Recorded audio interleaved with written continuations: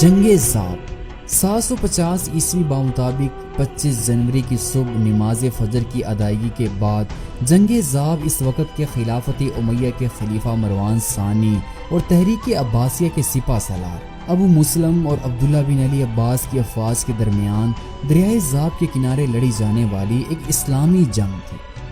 اسلامی تاریخ میں خلافت امیہ خلافت راشدین کے بعد قائم ہونے والی دوسری بڑی سلطنت تھی۔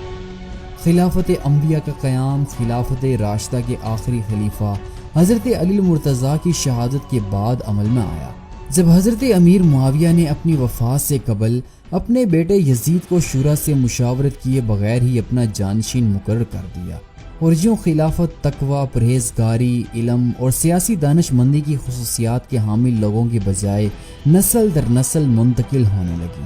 بنو امیہ کے خلفاء نے اپنی سلطنت کو وسعت دینے کے لیے ایشیا، یورپ، افریقہ غرض کے ہر محاذ پر جنگ لڑی، یہاں تک کہ بنو امیہ کا پرچم مغرب میں اسپین سے لے کر مشرق میں سندھ تک بلند ہو گیا۔ لیکن ان تمام فتوحات کے باوجود بنو امیہ کی عوام اپنے حکمرانوں سے نہ خوش تھی، اور یہی خلافت بنو امیہ کے زوال کا سبب بنا۔ خلافت امیہ اسلامی خلافت کے بجائے شخصی اور موروثی خلافت تھی، جبکہ مسلمان خلفائے راشدین کے طرز عمل کو اپنانا چاہتے تھے۔ اس لیے اس طرز خلافت کے لیے مسلمان روز اول سے ہی اس کے مخالف تھے۔ خلافت کی نوعیت میں اس تبدیلی کو نواس رسول صلی اللہ علیہ وسلم نے بخوبی محسوس کیا اور یزید کی بیعت سے انکار کر دیا، جس کے نتیجے میں سانِ کربلا کے المناک واقعہ پیش آیا۔ اموی خاندان کے اس ظالم اور سفاک چہرے نے مسلم امہ کے دلوں میں اموی خاندان کے لیے نفرت کے شدید جذبات پیدا کر دیے، جو گزرتے وقت کے ساتھ ساتھ زور پکڑتے گئے۔ یزید کے خلافت کے دور سے ہی شراب نوشی اور دوسری اخلاقی بیماریاں بنو امیہ کے خلفاء کی زندگی کا لازمی جز بن گئی تھی۔ بنو امیہ کے حکمران اپنی عیش و عشرت کی وجہ سے عوام میں مقبولیت کھوتے گئے۔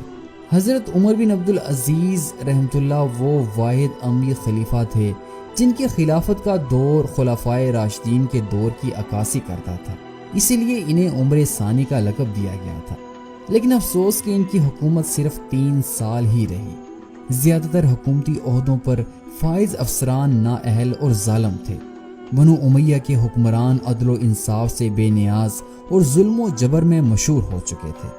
بنو امیہ ایک ایسی عرب سلطنت تھی جو صرف عرب قوم کو ہی برتر سمجھتی تھی، جبکہ حضرت محمد صلی اللہ علیہ وسلم نے خطبہ حجۃ الوداع میں واضح فرما دیا تھا کہ کسی عربی کو کسی عجمی پر اور کسی عجمی کو کسی عربی پر کوئی برتری نہیں، برتری صرف تقوی پر ہے۔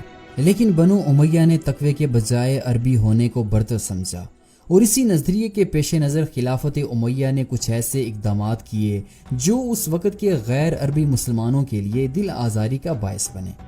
جزیہ ایک ایسا ٹیکس ہے جو اسلامی حکومت میں صرف غیر مسلموں کو ادا کرنا ہوتا ہے۔ بنو امیہ نے یہ ٹیکس غیر مسلموں کے ساتھ ساتھ عربیوں کے علاوہ دوسرے تمام مسلمانوں پر بھی مسلط کر دیا تھا، اور حکومتی عہدوں کے دروازے تمام غیر عرب مسلمانوں پر بند کر دیے تھے۔ عرب قبائل میں زمانہ قدیم سے ہی دشمنیاں چلتی آ رہی تھی۔ خلافت راشدین کے دور میں یہ قبائلی تعصبات دبے رہے، لیکن اموی دور خلافت کے دوران یہ تعصبات پھر سے سر اٹھانے لگے، یہاں تک کہ بنو امیہ کے آخری دور میں اس قبائلی چپکلش نے عرب قبائل کے درمیان خانہ جنگی کی صورتحال اختیار کر لی تھی۔ یوں عرب اتحاد کا شیرازہ بکھر کر رہ گیا، اور اسی کا فائدہ باغی جماعتوں نے بخوبی اٹھایا۔ اس کے علاوہ اموی خاندان میں خلافت کے حصول کے لیے اندرونی دھڑے بندیاں بھی شروع ہو گئی تھیں، جس نے اموی خاندان کے اتحاد کو کھوکھلا کر دیا تھا۔ خلفائے بنو امیہ نے اپنی ذاتی دشمنیوں کی بنا پر اپنے ہی سپہ سالاروں کو موت کے گھاٹ اتارا۔ محمد بن قاسم فاتح سندھ کا قتل ان دشمنیوں کی واضح مثال ہے۔ ان اقدامات نے سپہ سالاروں کی وفاداری کو بے حد نقصان پہنچایا، جو بعد میں بنو امیہ کے زوال کا سبب بنا۔ چنانچہ ان حالات اور ناانصافیوں کا نتیجہ یہ نکلا کہ بنو امیہ کی عوام اپنے حکمرانوں سے بیزار ہو گئی اور عوام میں بغاوت سر اٹھانے لگی، جبکہ اس کے ساتھ ہی جنگی محاذ پر بھی بنو امیہ کا زوال 717 عیسوی سے شروع ہو گیا تھا، جب شامی فوج کو بازنطینی فوج کے ہاتھوں زبردست شکست اٹھانی پڑی۔ اگرچہ اس شکست کے بعد خلیفہ ہشام بن عبد الملک نے ایسے اقدامات کیے جن سے سلطنت عارضی طور پر مضبوط ضرور ہوئی، لیکن ان کے اقدامات بھی دیر پا ثابت نہ ہو سکے، اور 743 عیسوی میں ان کی وفات کے ساتھ ہی سلطنت میں بغاوت پھوٹ پڑی۔ خلیفہ ہشام کے وفات کے بعد ولید ثانی خلیفہ کے منصب پر فائز ہوا۔ ولید ثانی خلیفہ کے منصب کے لیے انتہائی ناموزوں شخص تھا۔ تاریخ میں آتا ہے کہ ولید نہ صرف ایک عیاش فطرت رکھنے والا انسان تھا بلکہ دین اسلام کی توہین بھی کرتا تھا۔ اپریل 744 عیسوی میں یزید ثالث نے ولید ثانی کے خلاف کھلی بغاوت کر دی اور دمشق کا محاصرہ کر کے آخر کار ولید ثانی کو قتل کر دیا گیا اور وہ خود خلیفہ بن گیا۔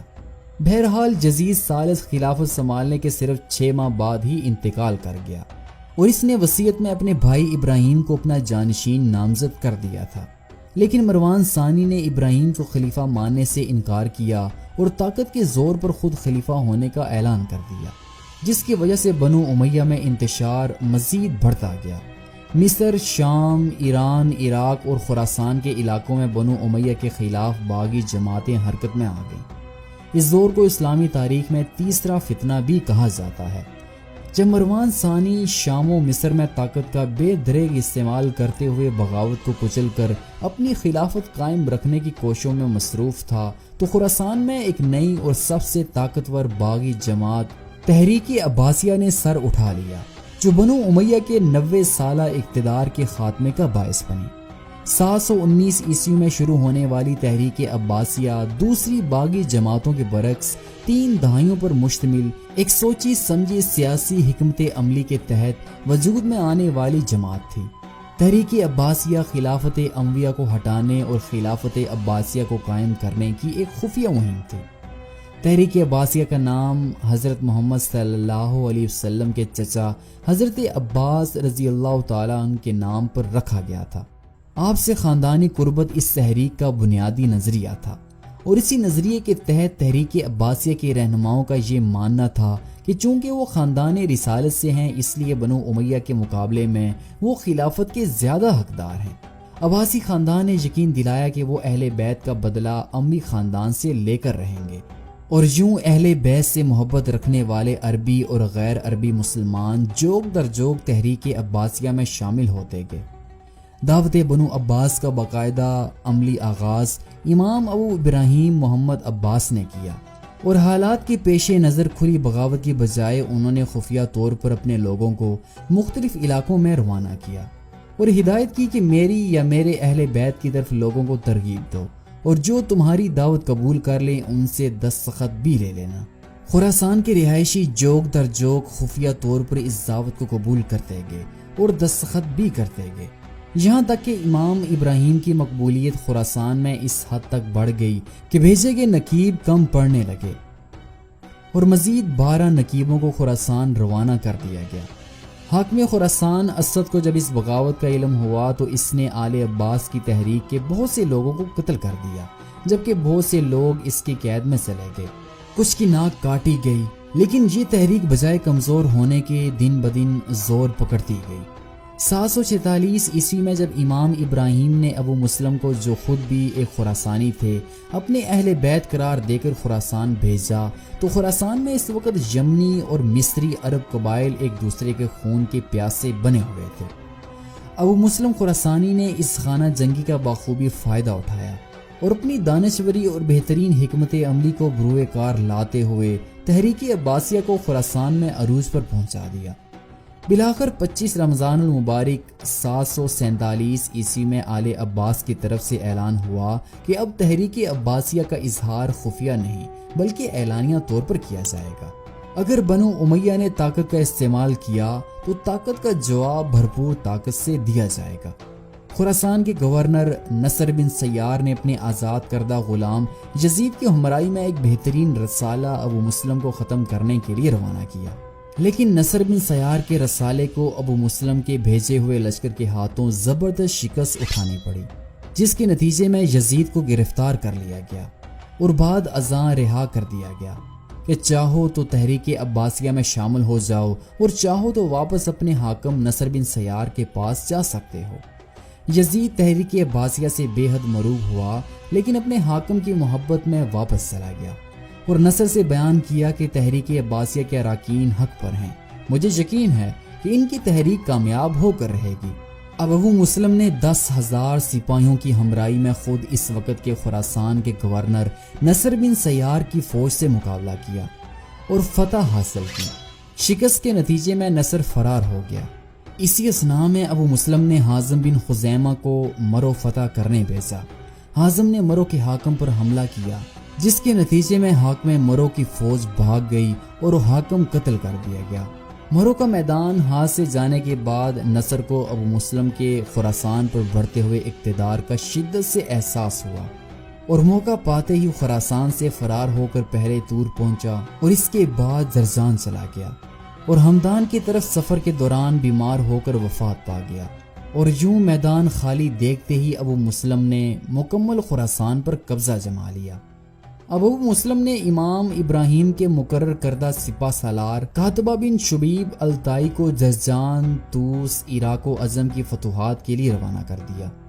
انہوں نے جرجان کے قریب ایک مقام پر حملہ کیا اور حاکم بنانا کے 10,000 سپاہیوں پر مشتمل فوج کو شکست دے کر بنانا کو قتل کر دیا۔ اس کامیابی کے بعد قاتبہ باقاعدہ جرجان پر حملہ آور ہوئے اور جرجان بھی تحریک عباسیہ کے لیے فتح کر لیا گیا۔ جب عراق کے امیر یزید بن عمرو کو جرجان فتح ہونے کی خبر پہنچی تو اس نے عامر بن یسار اور اپنے بیٹے داؤد کی سربراہی میں 50,000 سپاہیوں کی فوج قاتبہ سے مقابلے کے لیے روانہ کی۔ مقابلہ اصفہان کے قریب جنی کے مقام پر ہوا۔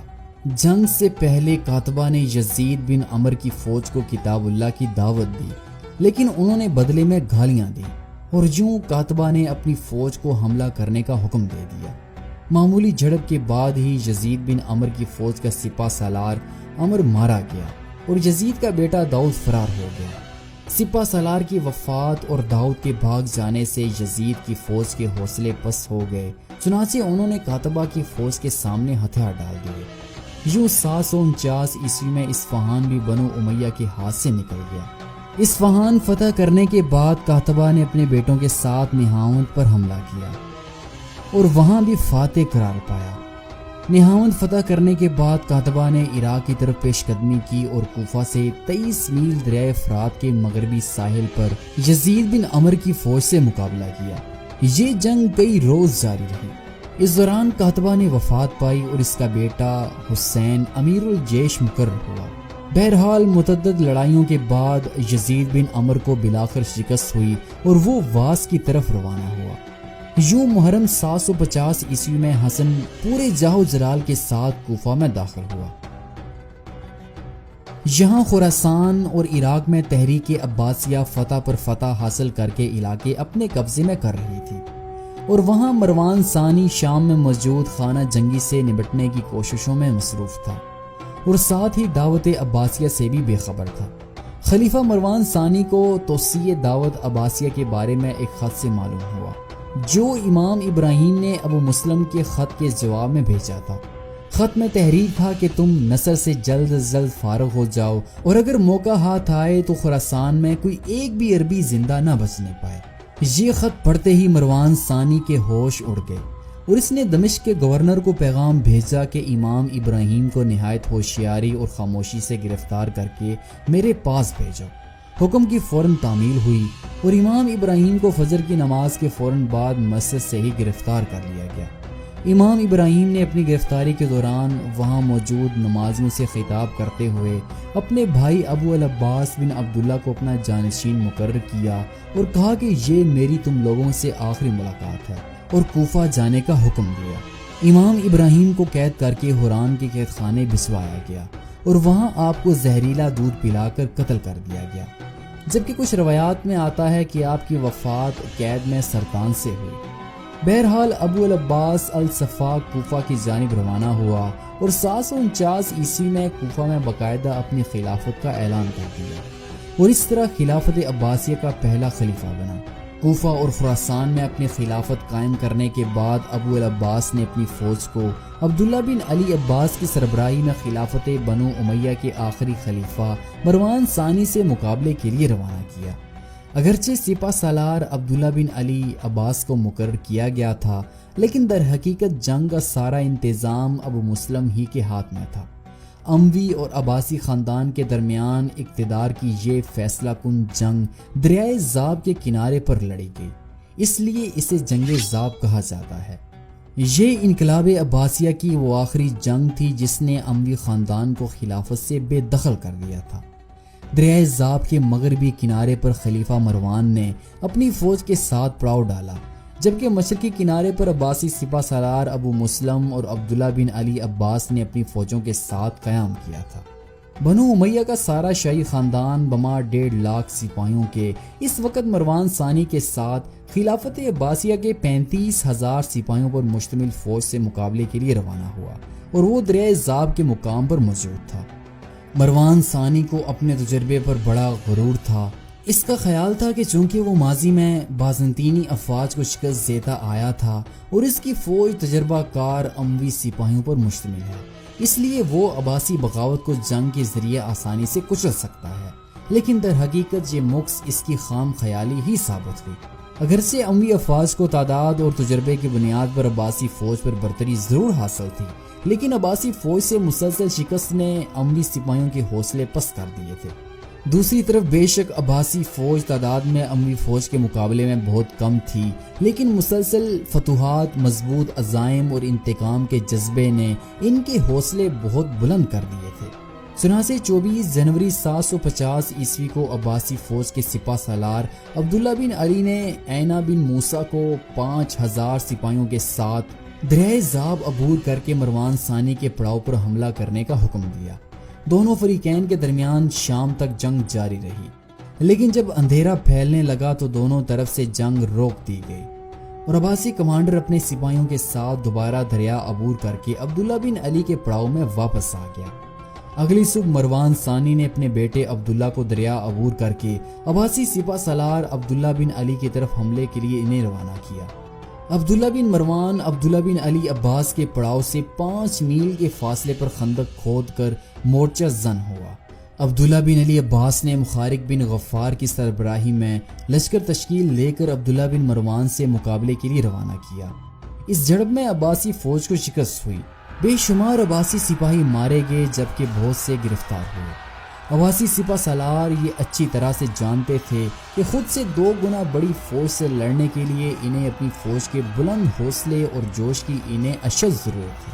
چنانچہ جب عباسی سپہ سالار عبداللہ بن علی عباس کو اس شکست کی بابت معلوم ہوئی تو اس کے ساتھیوں نے اسے مشورہ دیا کہ سپاہیوں کا حوصلہ بلند رکھنے کے لیے ضروری ہے کہ شکست خوردہ فوج کے واپس آنے سے پہلے ہی آپ مروان ثانی پر حملہ کر دیں۔ اب عبداللہ بن عباس اپنی فوج کے ساتھ مروان ثانی کے مقابلے کے لیے نکل پڑا۔ مقابلہ شروع ہوا اور جب جہاں بھی عبداللہ بن عباس کو پسپائی دکھنے لگی تو اس نے اپنے سپاہیوں کو حکم دیا کہ سب گھوڑے سے اتر کر پیدل ہو جائیں اور نیزے تان لیں۔ چنانچہ تمام عباسی سپاہی گھوڑے سے اتر گئے اور گھٹنوں کے بل کھڑے ہو کر نیزوں کی دیوار بنا لی۔ تیر برسائے گئے اور بہت سے اموی سپاہی مارے گئے۔ تیر برسائے گئے اور کچھ ہی دیر میں جنگ کا پانسا کچھ یوں پلٹا کہ اموی فوج کے پاؤں اکھڑ گئے اور اموی فوج پیچھے ہٹنے لگی۔ دوسری طرف عباسی لشکر للکارنے لگ گیا کہ ابراہیم کا بدلہ لو۔ عباسی فوج میں یا محمد یا منصور کے نعرے لگنے لگے اور دیکھتے ہی دیکھتے خون ریز جنگ چھڑ گئی۔ صورتحال کی سنگینی دیکھتے ہوئے مروان ثانی نے بنی قصاع کو پیدل ہونے کا کہا۔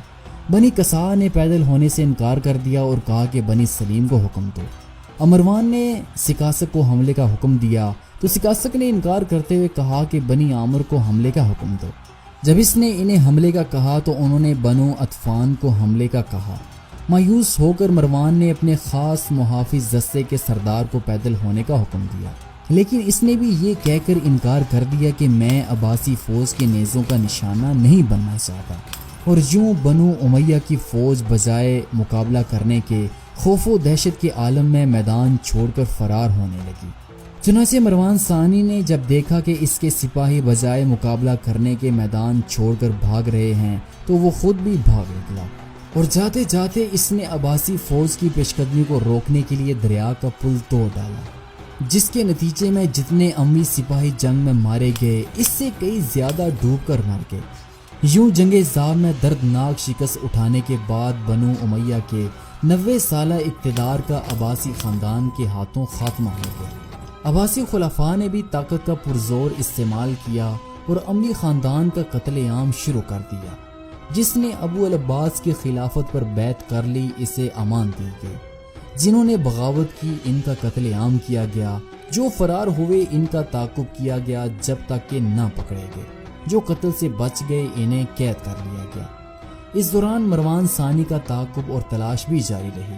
مروان فرار ہو کر پہلے دمشق، پھر فلسطین اور آخر میں مصر جا پہنچا، جہاں 6 اگست 750 عیسوی میں عباسی سپاہیوں کے ہاتھوں وہ قتل ہو گیا، اور یوں خلافت خاندان مروان سے منتقل ہو کر حضرت عبداللہ بن عباس رضی اللہ تعالیٰ عنہ کی اولاد میں آ گئی، اور خلافت عباسیہ اسلامی دنیا کی واحد سلطنت تسلیم کر لی گئی۔